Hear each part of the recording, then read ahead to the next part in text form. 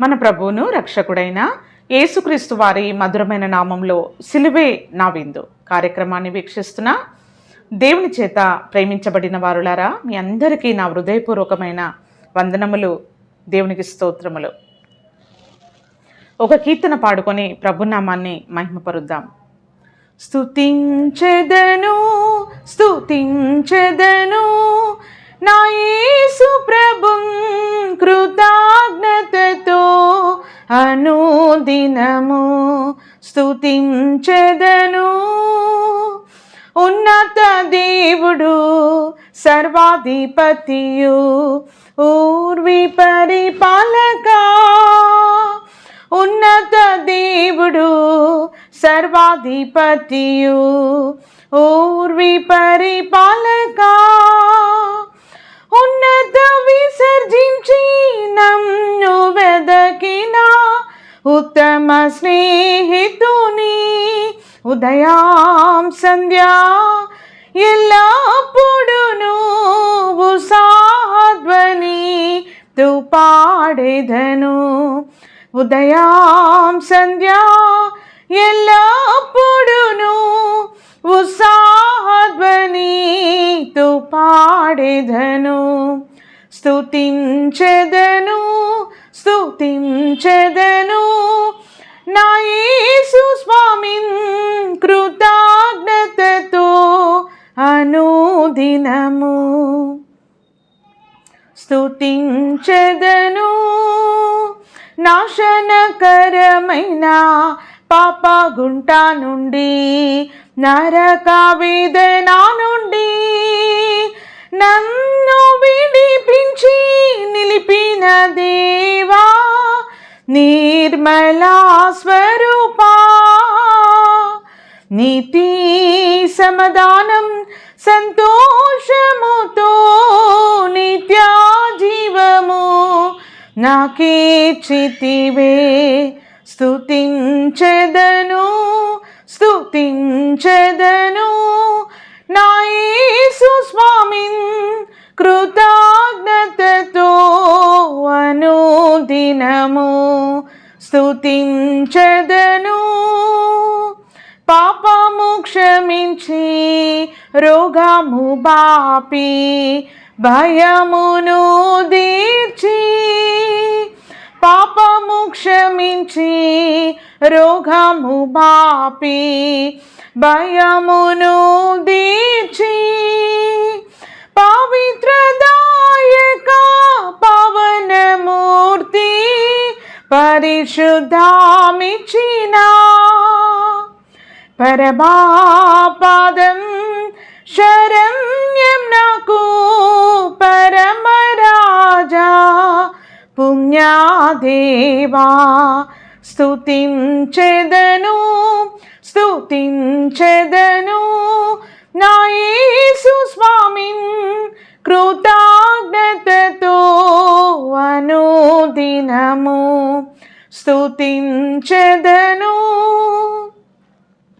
తల్లి గర్భమునకు ముందే ఏర్పరచి దేహము అమర్చియును, తల్లి గర్భమునకు ముందే ఏర్పరచి దేహము అమర్చియును, దక్షిణ బాహుతో పట్టుకొనినా దయా సంపూర్ణుండా, దిక్కు జయము ఆదరణాయు దయాతో అను గ్రహించితివి. దిక్కు జయము ఆదరణాయు దయాతో అను గ్రహించితివి. స్తుతించెదను స్తుతించెదను నా యేసు స్వామిన్ కృతజ్ఞతతో అనుదినము స్తుతించెదను.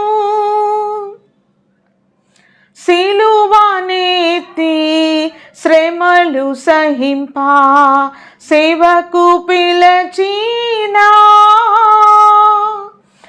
స్నేహదర్శక వీరయోధా సంశయాహరక శ్రమలు నిందా ఆకలి అయినా నీ స్నేహం నుండి ఎడబాపునా శ్రమలు నిందా ఆకలి అయినా నీ స్నేహం నుండి ఎడబాపునా స్తుతించెదను నా యేసు స్వామిన్ కృతజ్ఞతతో అనుదినము స్తుతించెదను. Praise the Lord. హల్లెలూయా. ప్రభువారు మరొకసారి ప్రభువారి యొక్క ఉచితమైన కృపలో మనలను జ్ఞాపకం చేసుకొని మన ఆయుష్ని ప్రభువారు పెంచుతూ తన కృపలో మనలను భద్రపరుస్తూ ఉన్నారు. ప్రియమైన దేవుని జనాంగమా, మరి దేవుని యొక్క ఉన్నతమైన బాహువు మన ఎడల ప్రభువారు కనుపరుస్తూ దీనులమైన మనలను జ్ఞాపకం చేసుకుంటా ఉన్నాడు. మరి ప్రభువారి యొక్క అనేకమైన మేళ్ళు మనము అనుదినము మనం పొందుకుంటా ఉన్నాము. మరి దేవుని యొక్క వాక్యము సెలవిస్తూ ఉంది. సామెతల గ్రంథము 9వ అధ్యాయము 11వ వచనము. నా వలన నీకు దీర్ఘాయువు కలుగును, నీవు జీవించు సంవత్సరములు అధికములగును.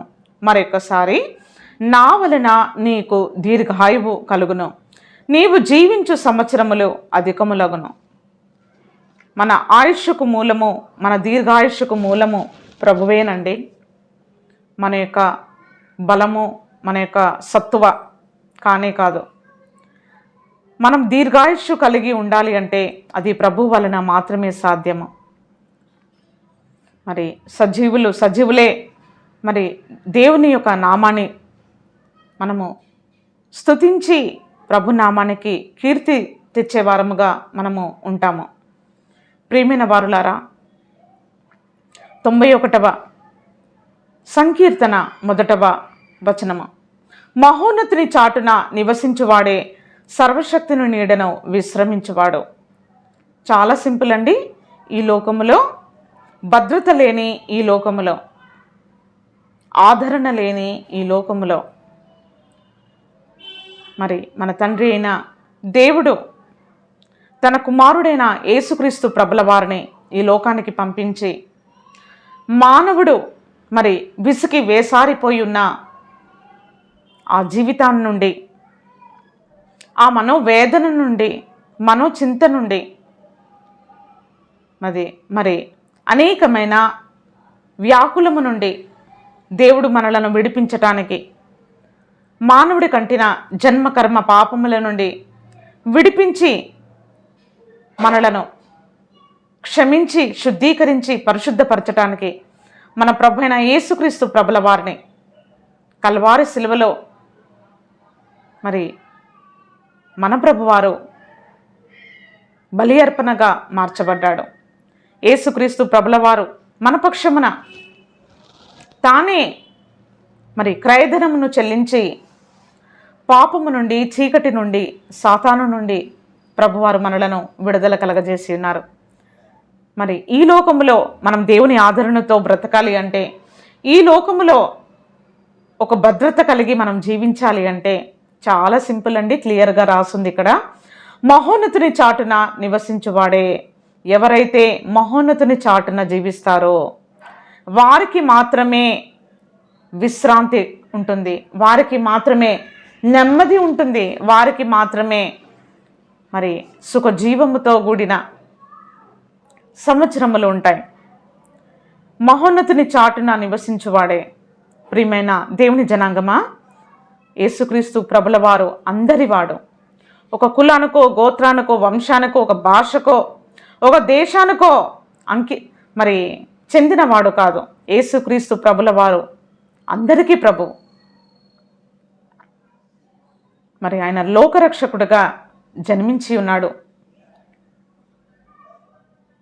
దారి తప్పిపోయిన మనలను మనకు దారి చూపటానికి మార్గమై, జీవమై, సత్యమై ఉన్న దేవుడు, దేవుని యొక్క నిబంధన వాక్యములను, లేఖన భాగములను, మరి పరిశుద్ధ గ్రంథమును ప్రభువారు మనకు అనుగ్రహించి ఉన్నారు.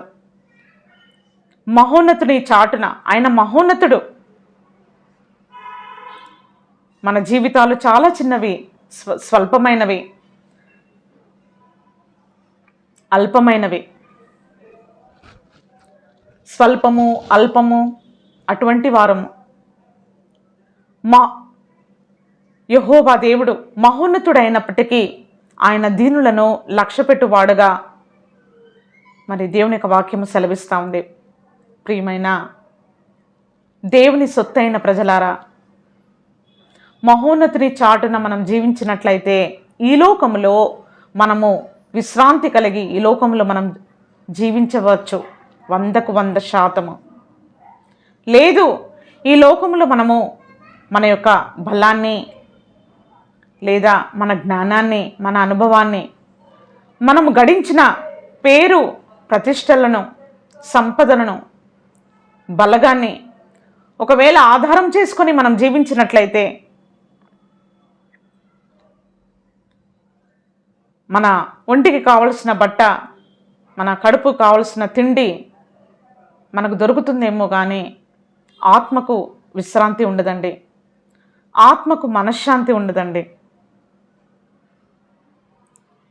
మానవుడు ప్రాణము, ఆత్మ, శరీరము 3 భాగాలుగా ఉన్నాడు. మానవుడు ప్రాణము, ఆత్మ, శరీరము. ఈ ఆత్మ దేవుడు పెట్టిన దీపం అని దేవుని యొక్క వాక్యము సెలవిస్తూ ఉంది. ఈ ఆత్మ దేవుడు పెట్టిన దీపము గనక ఈ దీపము దేవుని చేతనే వెలిగించబడాలి. ఈ దీపాన్ని దేనితోనైనా వెలిగించాలని మనం చూసినట్లయితే అది వెలిగించబడదు. దేవుడు మాత్రమే ఆ దీపాన్ని వెలిగించగలిగిన వాడుగా ఉన్నాడు. మానవుడి జీవితంలో ఉండే ఆ యొక్క వాక్యూమ్ని, ఖాళీ స్థలాన్ని కేవలము ప్రభువారు మాత్రమే, సర్వశక్తిమంతుడు మాత్రమే, సర్వజ్ఞుడు మాత్రమే, మహోన్నతుడు మాత్రమే ఆ స్థలాన్ని సంపూర్ణముగా ఆయన నింపగలిగిన వాడుగా ఉన్నాడు.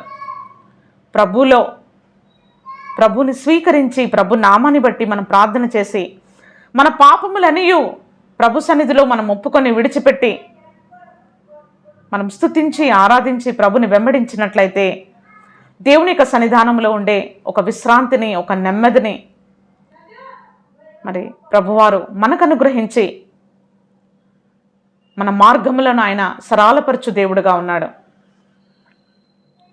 మరి ప్రభువు నామాన్ని ఎరిగిన బిడ్డలు ఎలా ఉంటారంటే, తమ దేవుని ఎరుగువారు బలము కలిగి గొప్ప కార్యములు చేసేదరని దేవుని యొక్క వాక్యము సెలవిస్తూ ఉంది. ప్రియమైన వారలారా, గొప్ప కార్యములు చేసేది ప్రభువు కాదు, గొప్ప కార్యములు చేసేది ప్రభు నామాన్ని బట్టి మనము.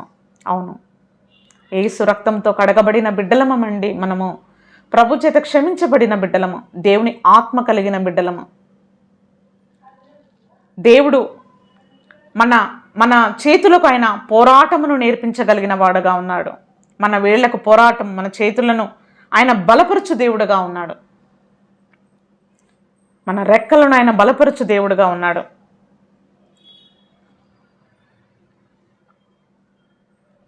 చూడండి 14వ వచనం నుండి, అతడు నన్ను ప్రేమించుచున్నాడు గనక నేను అతన్ని తప్పించదను. ఈ లోకంలో అనేకమైన ప్రతికూల పరిస్థితులు మన జీవితంలో మనం ఎదుర్కొంటాము. దేవుని యొక్క వాక్యము సెలవిస్తూ ఉంది.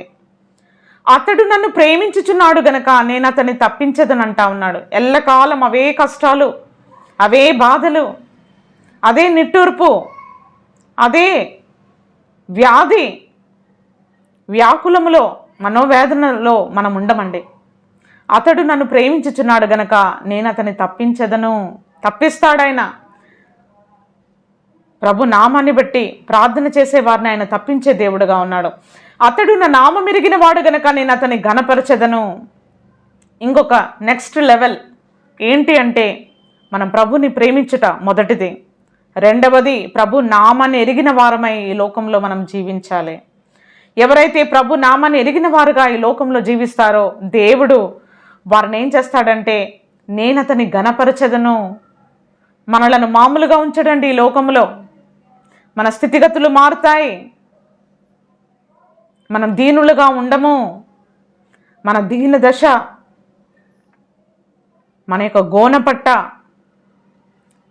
దేవుడు మనలను విడిపించి మనలను ఉన్నతమైన స్థితిలో ఆయన పెట్టగలిగిన వాడుగా ఉన్నాడు. దీనులను పెంట కుప్పల మీద నుండి ఆయన లేవనెత్తగలిగిన వాడుగా ఉన్నాడు. దరిద్రుల యొక్క మొరను ఆయన ఆలకించేవాడుగా ఉన్నాడు. అతడు నాకు మొరపెట్టగా నేను అతనికి ఉత్తరం ఇచ్చేదను. దేవుని బిడ్డలమైన మనము ఈ లోకంలో దేవుని ప్రేమించాలి. ప్రభు యొక్క జ్ఞానంలో మనం ఎదగాలి. మూడోది, మొరపెట్టడం నేర్చుకోవాలి. ప్రార్థన చేయటము, మొరపెట్టటము చాలా మట్టుకండి కొన్ని విషయాల్లో దేవుడు మాత్రమే కలగజేసుకుంటే కానీ ఆ సమస్య పటాపంచలు అవ్వదు, ఆ సమస్య పరిష్కారం అవ్వదు. అలాంటి పరిస్థితులు మానవుడికి ఉన్న జ్ఞానము, బలము, శక్తి ఏది సరిపోదండి. మన చేతుల్లో ఏవి అన్నీ చేయగలుగుతాం అనుకుంటాము, కానీ మన చేతుల ద్వారా చేయలేని పనులు కొన్ని ఉన్నాయి. మన చేతుల ద్వారా చేయలేని పనులను మనం దేవుని చేతికి మనం అప్పగించినట్లయితే ప్రభువారు ఆ కార్యములను చేయగలిగిన వాడుగా ఉన్నాడు. అతడు నాకు మొరపెట్టగా నేను అతనికి ఉత్తరం ఇచ్చేదను. మీరు నాకు మొరపెట్టండి, నన్ను ప్రేమించండి, నా నామం ఎరిగిన బిడ్డలుగా ఈ లోకంలో జీవించండి, నేను మీకు ఉత్తరం ఇస్తానంటా ఉన్నాడు. శ్రమలలో నేను అతనికి తోడై ఉండేదను. ప్రైజ్ ది లార్డ్, హల్లెలూయా. ఒక శ్రమ ఒక మనిషికి వచ్చినప్పుడు ఎవ్వరు దరిదాపుల్లో కూడా ఉండరండి. ఇది వాస్తవమైన సంగతి. ఎవరి చేతులైనా బరువు ఎక్కుతాయి, ఎవరికైనా భారము కలుగుతుంది. కానీ ప్రభు మాట్లాడుతున్న మాట ఏంటంటే, నీ శ్రమలో నేను తోడుగా ఉంటాను. మన యొక్క మనోవేదన, మనో దుఃఖము, మన నిట్టూర్పు, మన కన్నీరు, మన బాధ, మన గోడు సమస్తము, ఆ బాధలో ప్రభువారు మనకు తోడుగా ఉంటాడండి. తోడుగా ఉండడము మాత్రమే కాదు, ప్రభువారు ఏం చేస్తారంటే చూడండి, అతన్ని విడిపించి అతన్ని గొప్ప చేసేదను. Praise the Lord, praise the Lord. ప్రభు ఆ శ్రమలోనే ఉంచడు. ఆ శ్రమ నుండి మనలను విడిపించేవాడుగా ఉన్నాడు. ఆ శ్రమ నుండి మనలను విడిపించి దేవుడు మనలను గొప్ప చేయ మొదలు పెడతాడు, గొప్ప చేస్తాడు. ఆ గొప్ప చేసినప్పుడు మనం ఏం చేయాలంటే, ప్రభువారికి ఇవ్వాల్సిన కీర్తి మహిమలు ఆయనకు, ప్రభువారికి మనం ఆరోపించాలి. దీర్ఘాయువు చేత నేను అతన్ని తృప్తిపరచెదను, నా రక్షణ అతనికి చూపించెదను. ప్రియమైన వారులారా, సుఖజీవముతో గడుచు సంవత్సరములను ఆయన మనకు అనుగ్రహించే దేవుడుగా ఉన్నాడు. నీ ప్రవర్తన అంతటి యందు నా అధికారమును ఒప్పుకొనుము అని దేవుని యొక్క వాక్యము సెలవిస్తూ ఉందండి. ఎవరైతే తమ ప్రవర్తన అంతటి యందు దేవుని అధికారానికి లోబడతారో, దేవుని యొక్క అధికారం క్రింద వారి జీవితాలు పరిపాలించబడతాయో, అట్టి వారి జీవితాలు మామూలుగా ఉండవు. దేవుడు మనలను అంచెలంచెలుగా దేవుడు మనలను మరి ఘనపరిచి ఆశీర్వదించగలిగిన వాడుగా ఉన్నాడు. చూడండి, 90వ సంకీర్తన 11వ వచనము. మాకు జ్ఞాన హృదయము కలుగునట్లుగా చేయుము, మా దినములు లెక్కించుటకు మాకు నేర్పుము. ఈ చివరి దినాలలో, ఎంత దినములలో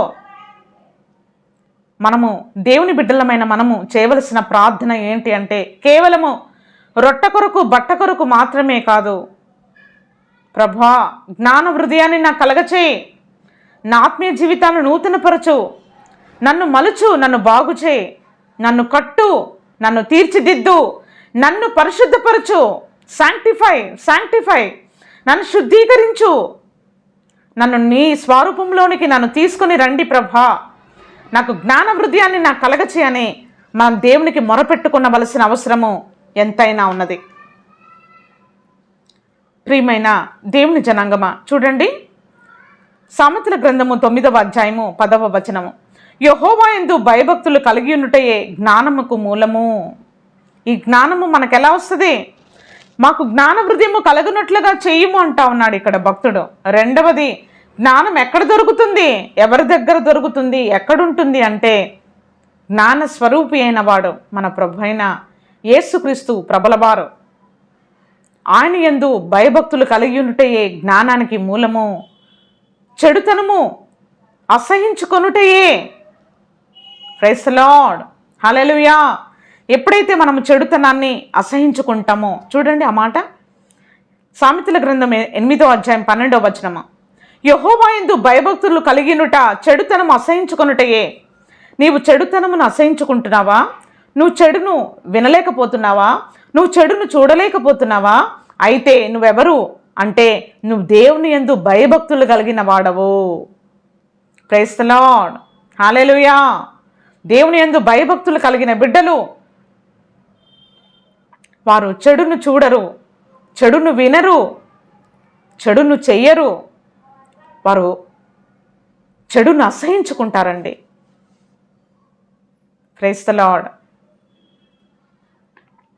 మరి ప్రియమైన దేవుని జనాంగమా, చూడండి 8వ అధ్యాయము 17వ వచనము. నన్ను ప్రేమించు వారిని నేను ప్రేమించుచున్నాను.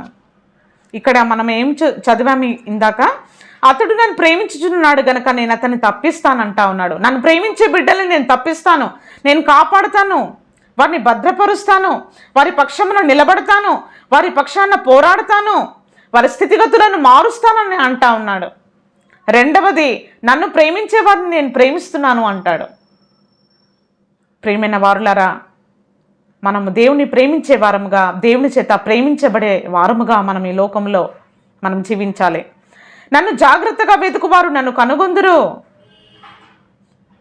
మనం వెతుకుతే దేవుడు మనకి దొరికే దేవుడుగా ఉన్నాడు. ఎందుకంటే ఇది యెహోవా దొరుకు కాలమని దేవుని యొక్క వాక్యము సెలవిస్తూ ఉంది. ప్రియమైన వారులారా, మన యొక్క హృదయాన్ని తెరిచి, మన అంతరంగాన్ని తెరిచి, మన అంతరాత్మలో కొలువై ఉన్న మన ప్రభువు యొక్క మెలడైన స్వరమును మనం వినగలిగితే ఆయన మాట్లాడటానికి సిద్ధముగా ఉన్నాడు. నన్ను జాగ్రత్తగా వెతుకువారు నన్ను కనుగొందురు. ఐశ్వర్యము, ఘనత, స్థిరమైన కలిమి, నీతియు నా యొద్ద ఉన్నవి. దేవుని యొద్ద ఏమున్నాయి? దేవుడి దగ్గరకు వస్తే మనకేమిస్తాడు?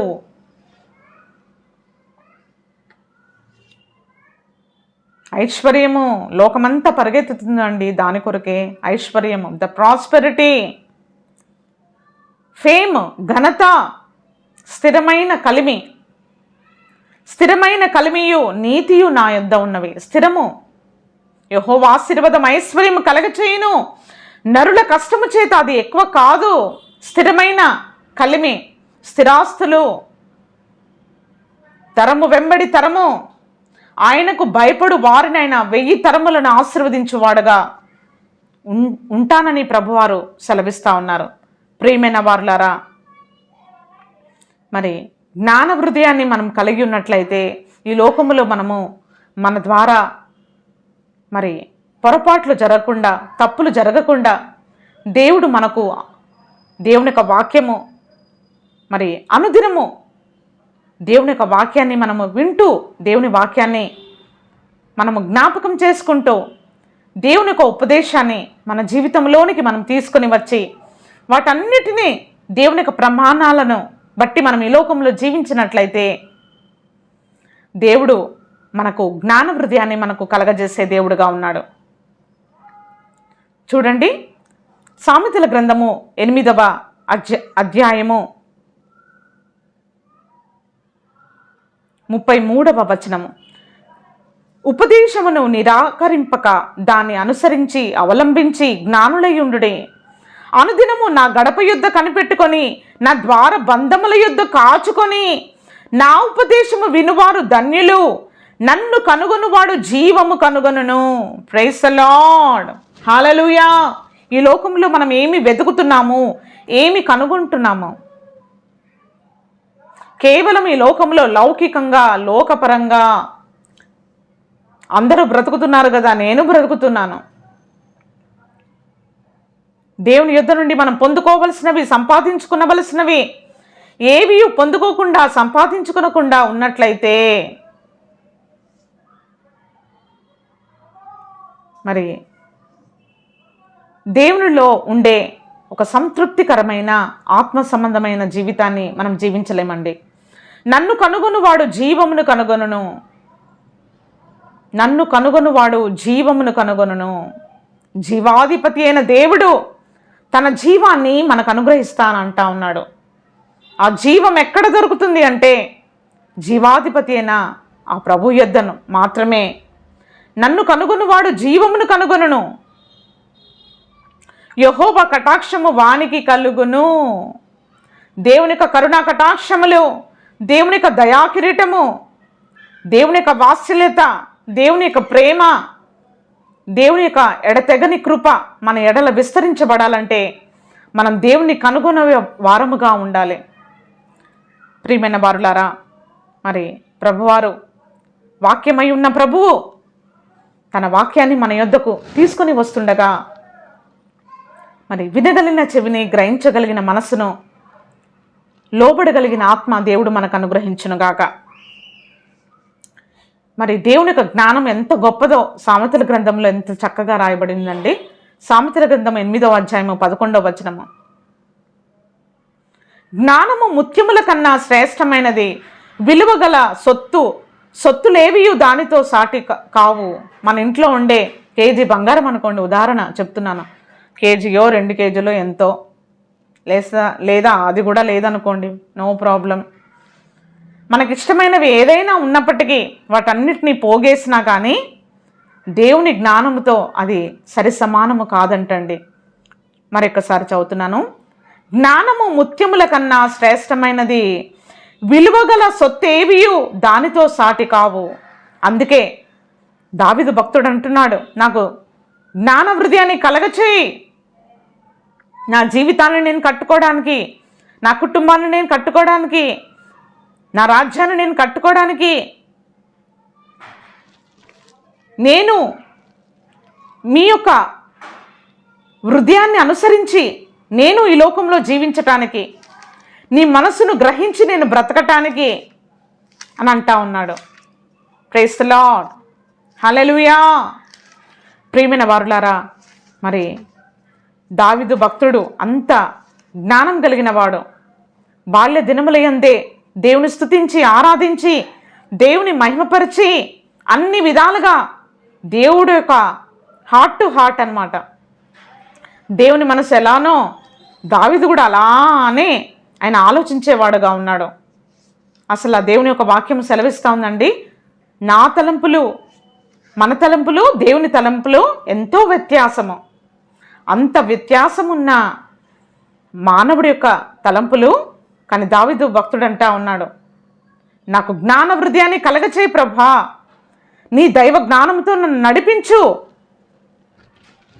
నీ మనసును నేను గ్రహించేటట్టుగా, నీ మార్గాలు నేను తెలుసుకునేటట్టుగా,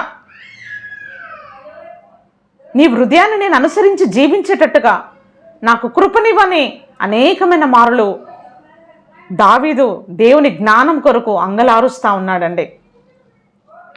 చూడండి, 1 పేతురు పత్రిక 3వ అధ్యాయము 10వ వచనము. జీవమును ప్రేమించి నన్ను కనుగొనువాడు జీవమును కనుగొనును. జీవమును ప్రేమించి మంచి దినములు చూడగోరువాడు చెడ్డదాన్ని పలకకుండా తన నాలుకను, కపటపు మాటలు చెప్పకుండా తన పెదవులను కాచుకొనవలను.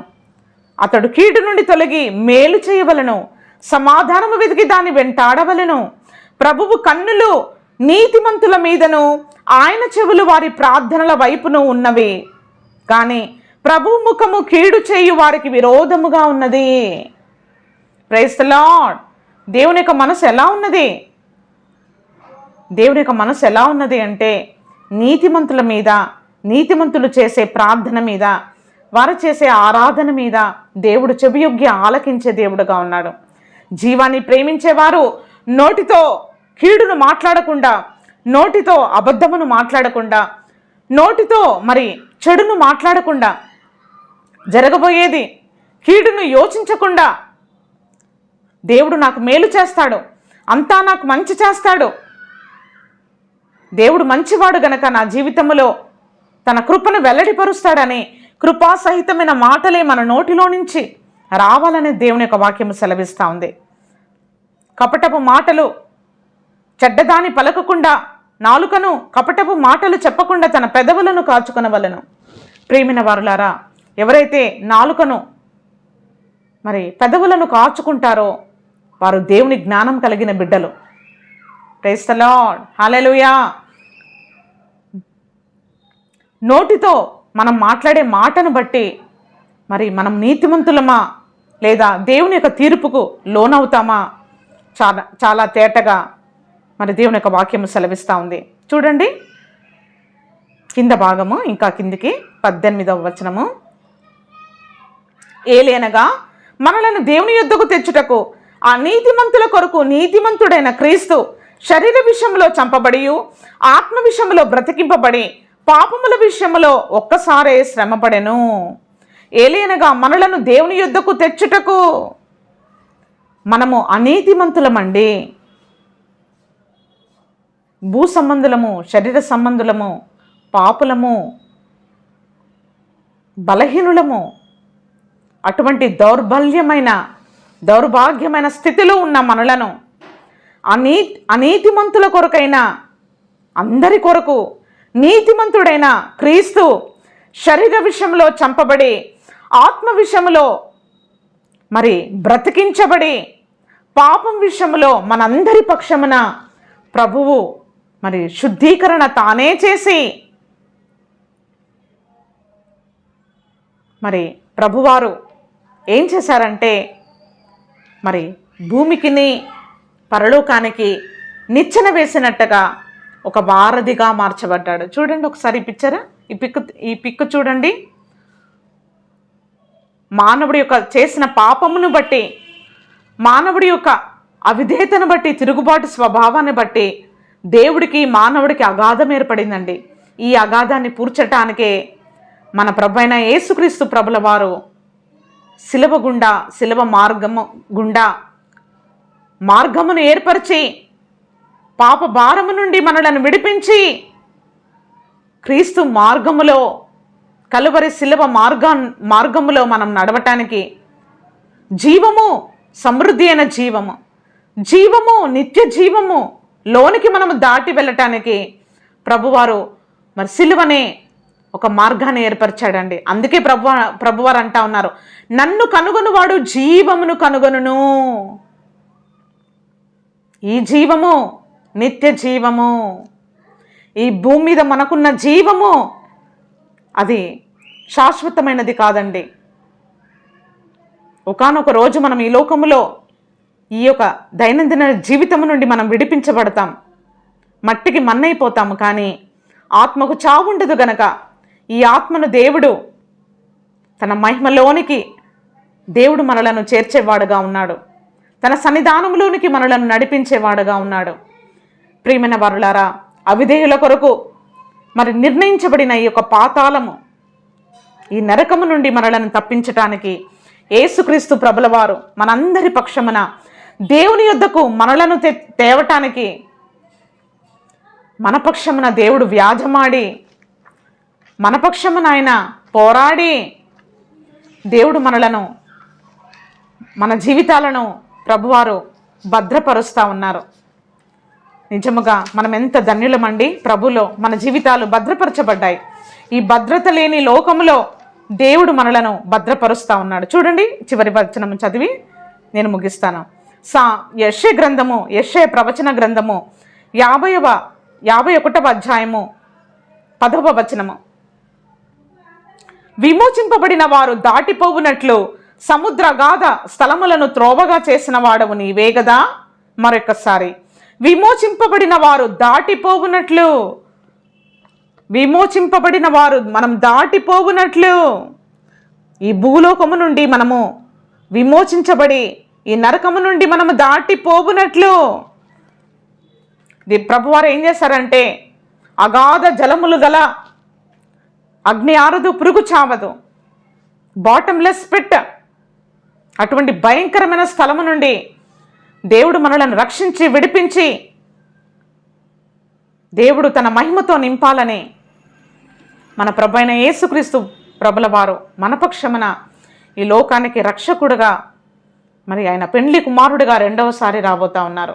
ఈ లోకంలో మనం జీవిస్తున్న జీవితము దేవుడు కొరకు, ఆయన రాజ్యము కొరకు సిద్ధపడే మరి ఒక తరబీదు దినములై ఉన్నవి. మరి ఈ యొక్క హెచ్చరిక మాటలు, ఆదరణకరమైన మాటలతో పరిశుద్ధాత్మ దేవుడు మనలను దర్శించి ఉన్నందున మరి ఈ యొక్క వాక్యములు మంచి నేల మీద పడిన విత్తనముగా నూరంతలమైన భూఫలాన్ని కలగచేయునుగాక. దైవాశీస్సులు. Praise the lord.